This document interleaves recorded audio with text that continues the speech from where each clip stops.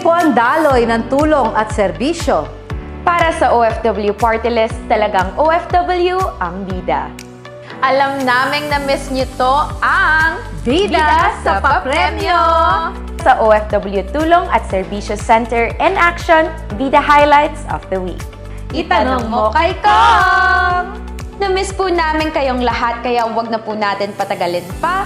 Simulan na po natin agad dito lang sa Bida pa rin ang serbisyo, bida pa rin ang updates, at bida pa rin ang papremyo, at bida pa rin sa pagbibigay ng praktikal at agarang solusyon. Ito ang OFW, Ikaw ang Bida!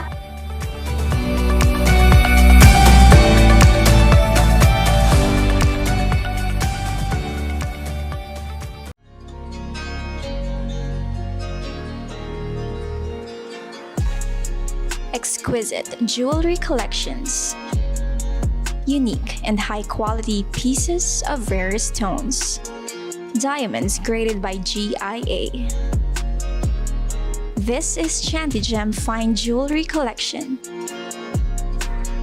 Discover our collections now at Ayala Malls, Manila Bay.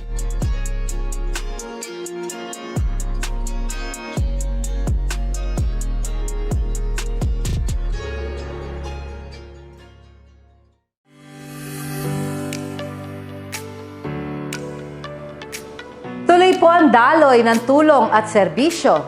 Isang magandang hapon mula po sa lahat na nakatutok sa atin ngayong araw na ito via our OFW Party List FB page at OFW Party List YouTube channel. Binabati po natin siyempre ang lahat ng ating magigiting na OFWs, Overseas Filipinos, Seafarers at sa lahat po ng Pilipino sa buong mundo. This afternoon, hindi po tayo magpapapigil sa paghahatid ng tulong at malasakit dahil bida pa rin ang serbisyo, bida pa rin ang updates at bida pa rin ang papremyo at bida pa rin sa pagbibigay ng praktikal at agarang solusyon. Mananatiling kaisa ninyo ang OFW Party List at ang inyong lingkod, Congresswoman Marisa Dalmar Magsino, sa programang Ikaw ang Una dahil Ikaw ang Bida. Ito ang OFW, Ikaw ang Bida. Ang ginagawa niyo dyan? Kain kayo ng kain ha? Ako dyan, hungry na ako. Ba't konti kayo ngayon? Ginagawa niyo ba yan? Ayusin niyo yan ha? Okay. Okay. Kailangan may ayos natin itong mga, dagdagan nyo pa itong mga folders natin, ha? Para yung mga ano natin. Ay! Hello! Nandyan ho pala kayo. Pasensya na, kumakain ako, kain tayo. Hello po sa ating mga netizens, sa ating mga Pinoy na nakasubaybay po ngayon sa atin. Kain po tayo. Ako, i-comment nyo na lang po kung saan parte kayo ng Pilipinas o saang dako po ng mundo kayo nanonood para naman po mabati namin kayo. Simula po ngayong hapon, makakasama nyo na po muli ang OFW, Ikaw ang Bida, online show tuwing Biyernes at Sabado, 5 p.m. Dito po sa ating OFW Party List Facebook page at OFW Party List YouTube channel. At habang hinihintay natin ang inyong comments, tanong o concerns, ay simulan na muna natin ang Up Close and Personal with Ate Kong Marisa. Gaya nga po na nabanggit ko kanina, nais po ng inyong lingkod na mas mapalapit sa inyo. Kaya naman, binibigyan ko rin po kayong lahat ng pagkakataon na makilala ang inyong Ate Kong Marisa. For our first episode dito sa OFW, Ikaw ang Bida, maaaring ang iba sa inyo ay curious. Sino nga ba talaga ang inyong beautiful Ate Kong Marisa bago siya naging kongresista? Nako, teka muna, hindi pa natapos ang aking pizza. Anyway, ang inyo pong Ate Kong Marisa bago naging kongresista ay isang artista, leading lady po ng mga action stars, at syempre naging television host din po tayo ng Up Close and Personal with Marisa Dalmar ng 10 years, Buhay OFW TV ng 10 years, at world-class kababayan TV na bago po nag-pandemic.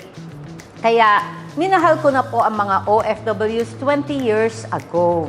At mind you ha, modesty aside, multi-awarded po tayo. Ayan, sa dami ng awards natin, ibig sabihin, nagseserbisyo po tayo. At syempre, ang inyong ate kong Marisa, isa rin pong businesswoman.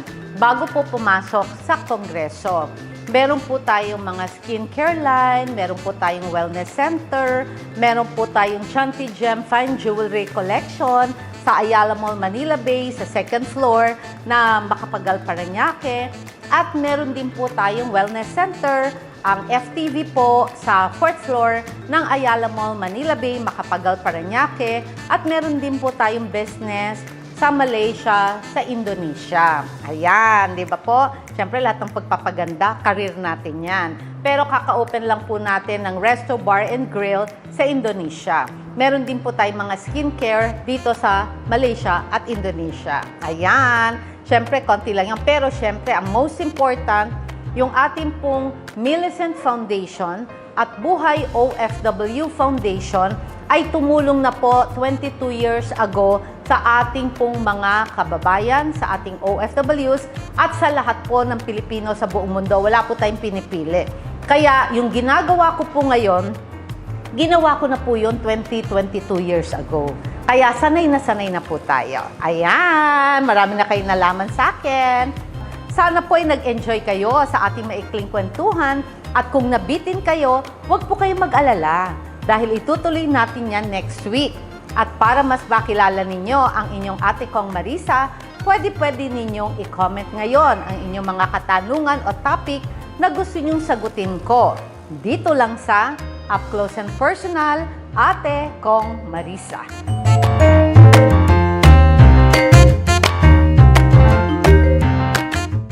Para sa OFW Party List, talagang OFW ang bida.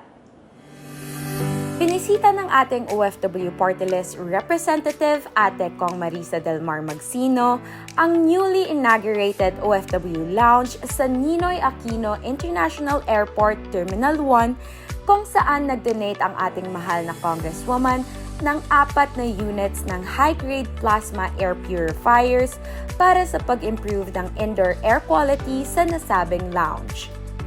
Hindi lang yan, namigay rin ng libreng home-cooked meals ang inyong ate kong Marisa sa ating mga OFWs bilang simpleng pasasalamat at pagbibigay pugay sa kanilang dedikasyon at sakripisyo sa pangingibang bansa.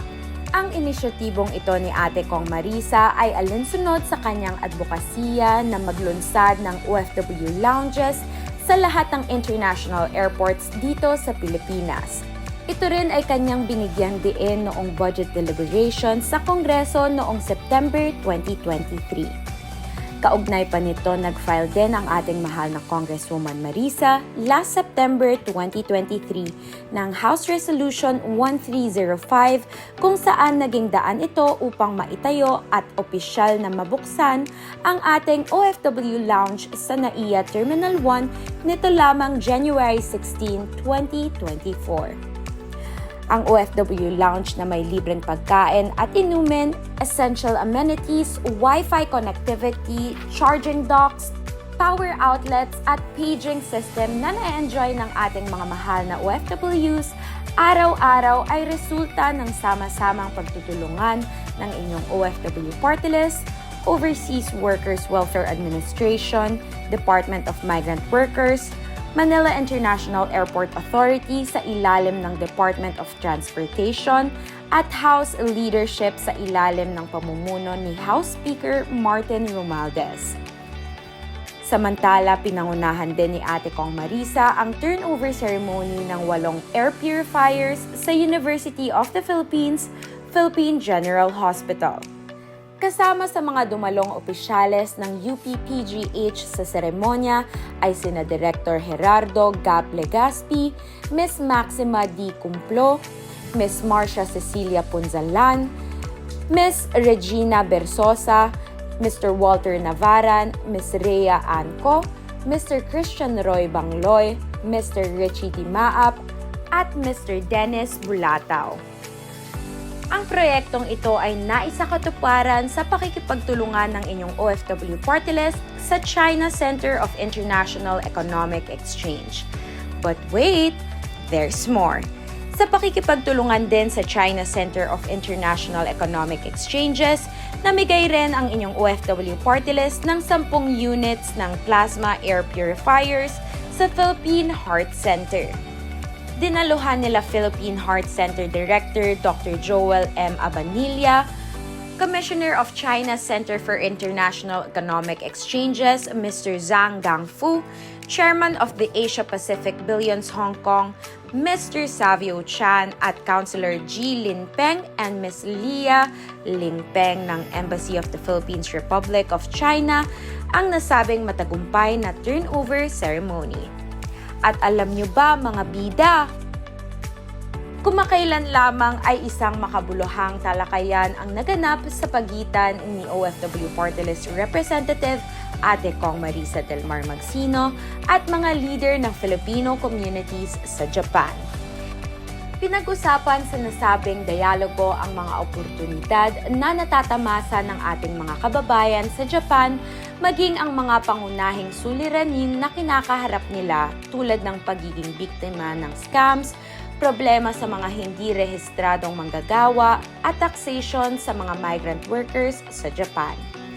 Sa pamamagitan din ng dialogo, nagkaroon din ng pagkakataon ng ating mahigit na 40 Filipino community leaders mula sa iba't ibang sektor, kabilang ang ating mga OFWs mula sa engineering and information technology fields, specified skilled workers, at ang kilalang Pinoy Pride, professional basketball player Mr. Kai Soto, ay dumalo rin sa pagpupulong upang malaman ang mga programang handog ng OFW Party List para sa kanila at sa kanilang pamilya. Kabilang na ang welfare assistance, medical assistance, educational assistance, livelihood programs, repatriation assistance, at ang mga itinutulak na polisiya ng OFW Party List tulad ng Magna Carta for Seafarers at internet voting para sa ating mga overseas voters. Natapos ang matagumpay na pagbisita at masusing pakikipag-ugnayan ng ating mahal na Congresswoman Marisa sa Tokyo sa pagdalo sa 86th Council Meeting and 52nd General Assembly ng Asian Pacific Parliamentarians Union o APPU bilang isa sa mga kinatawan ng ating OFWs para sa pagpapabuti ng kapakanan ng ating mga bagong bayani sa Japan. Muli maraming salamat po sa ating mga Filipino community leaders at OFWs sa Japan. Mabuhay po kayo dahil para sa OFW Party List, kayo ang bida! At yan po ang ating isang buong linggong good news and updates na hatid namin sa inyo. Ako po muli si OFW Party List Secretary General Sas Adriano para sa OFW Tulong at Serbisyo Center in Action, Bida Highlights of the Week. Na-miss po namin kayong lahat kaya wag na po natin patagalin pa. Simulan na po natin agad dito lang sa Itanong Mo Kay Kong!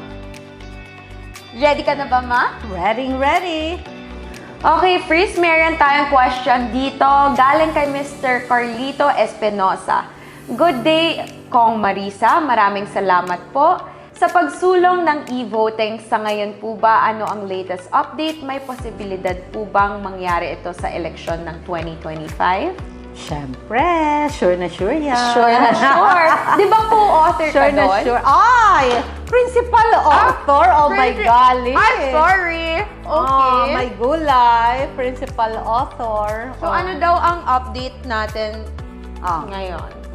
Okay, Carlito, napakaganda ng iyong katanungan. At bilang principal author ng internet voting sa 19th Congress, ang inyong Congresswoman Marisa Del Mar Magsino ng OFW Party List ay maligayang maligaya. Bakit?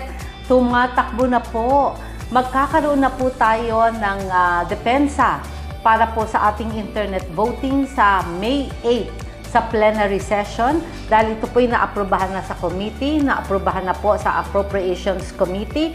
Kaya ayon, ang internet voting ay definitely mangyayari, mai-implement, Carlito, sa May 2025 national elections, actually midterm elections. Kaya ang ibig sabihin, lahat kayo po na nasa abroad, ang mga overseas Filipinos, OFW, seamen, lahat po kayo, pati mga migrant workers, lahat po ng Pilipino sa buong mundo, lalo na po yung nasa abroad, mag-register lang kayo before September 30. Kailangan po, kung hindi po kayo nakaboto ng 2016 at 2022 national election, deactivated na kayo. So, kailangan po kayo ay magparehistro. Pero kung nakaboto po kayo ng 2022, hindi nyo na po kailangan magparehistro sa inyong mga embahada at mga konsulado. Pero yung nandito po sa Pilipinas, syempre natural pa rin. Dito pa rin po sa ating mga munisipyo. So, pwede na kayong bumoto through your cellphone, sa inyong mga portal, webpage, sa any electronic means, pwede na po kayong bumoto. Kahit kayo naglalaban, namamlansya, nasa laot ang ating mga seafarer, kahit kayo ay nag-good time, basta dala nyo ang mga cellphone ninyo, pero kailangan pa rin kayo mag-register online. I-announce po ng COMELEC yan very soon kung kailan na po kayo dapat mag-umpisa ng registration online bukod po sa registration ninyo sa inyong mga embahada at mga konsulado. Huwag po kayong mag-alala dahil ang mga safety measures ay pinag-aralan na po. Ang inyong OFW party list, Congresswoman Marisa, ay present po during, present ako dahil principal author. Love it. Make sure, para alam mo, principal author. Tayo po, ay bida po tayo doon sa presentation ng mga service providers, anak. At sila din ay nag-present sa atin, pinakita kung ano yung mga pangsisiguro natin na maging maayos, maging fair, maging just, ito pong internet voting. At anak, bida rin tayo dahil ang OFW Party List ay present sa Bids and Awards Committee na ginawa sa COMELEC mismo. Kaya nakita po natin na talaga namang nagkaroon ng magandang proseso ang Bids and Award na ginawa po ng COMELEC. Kaya go, go, go! May 2025 internet voting dahil kayo po bilang isang Pilipino ay may right to vote, right to suffrage. O, alam mo na yan dapat, princess. O, ayan, voting made easy na. Deadline kailan? September 30. Voters Okay. registration. Mag-register na. O, eto na for our second question. Thank you so much, Mother. Yes. Next question naman po natin is from Miss Maricris Labanan. Hello po, butihing Congresswoman Marisa ng OFW Party List. Tanong ko lang po, yung sa No Permit, No Exam Act na batas ninyo, may pinapaaral po kasi ako na high school at isa rin pong college. Sakop po ba nito ang mga anak ko? Kinakapos po kasi kami minsan sa pambayad ng tuition fee. Salamat po at mabuhay kayo. Dito ka, principal author. Ay, co-author. Ayan. O, syempre, kay Marie Chris. Alam mo ba, Ses, itong ating prohibition ng no permit, no exam, I'm sure napakaraming maging maligaya dito. Oo. Magiging maligaya kasi, di ba, mga Correct. estudyante, pag hindi nakakabayad, hindi nakaka-exam, kawawa naman ang ating mga estudyante. Marami rin nagme-message sa akin, thank you daw to your mother. Kasi nga, bongga. big help talaga sa kanila. Ay, nako, alam mo, kaya natin ginawa ito, pinagpursigahan natin at nagdepensa tayo dito sa no prohibition ng no permit exam. Ang ibig sabihin, hindi na po pwede na hindi bigyan ng examen ang inyong mga anak dahil hindi nakapagbayad ng mga permit.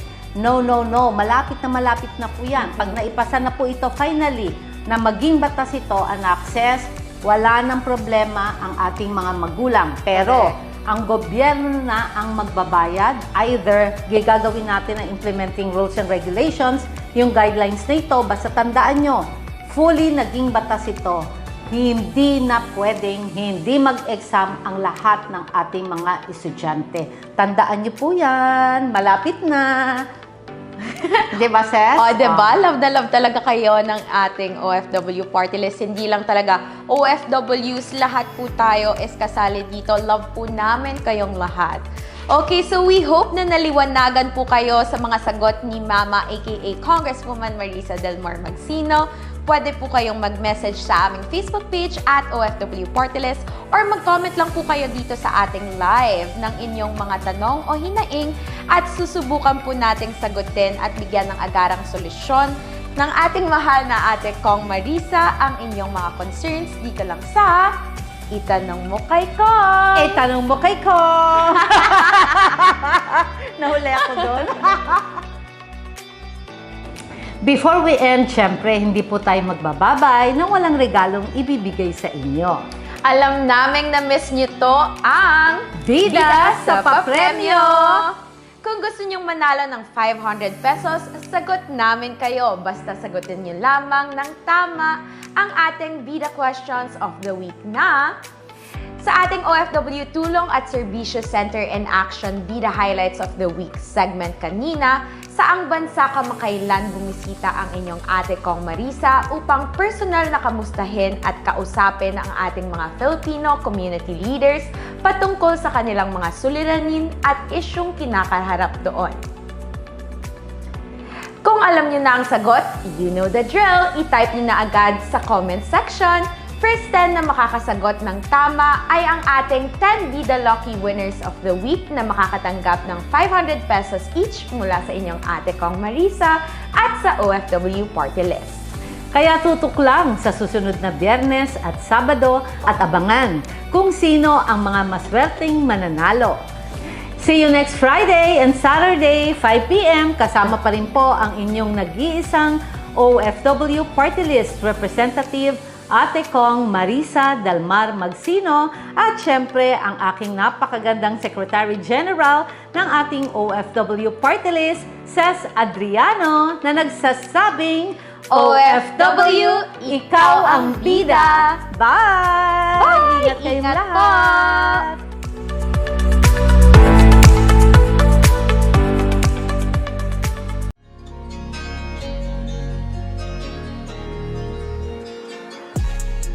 Exquisite jewelry collections. Unique and high-quality pieces of rare stones. Diamonds graded by GIA. This is Chantigem Fine Jewelry Collection. Discover our collections now at Ayala Malls, Manila Bay.